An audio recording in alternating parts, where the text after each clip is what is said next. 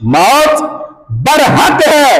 मौत से किसी हाल भी, किसी सूरत भी बचा नहीं जा सकता।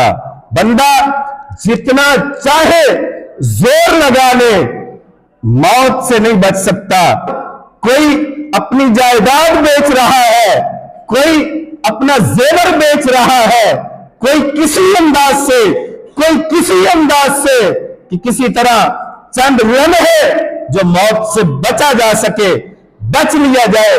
हालांकि मौत से छुटकारा मुमकिन नहीं, मौत से बचना यह मुमकिन नहीं, फिर भी हम इतनी कोशिश करते हैं।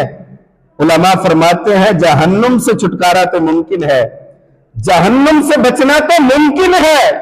तो जिससे बचना मुमकिन नहीं था उसके लिए हमने इतनी कोशिश की, अपना माल खर्च किया, अपना वक्त लगाया, जो बन सकता था वो करके मौत से बचने की कोशिश की।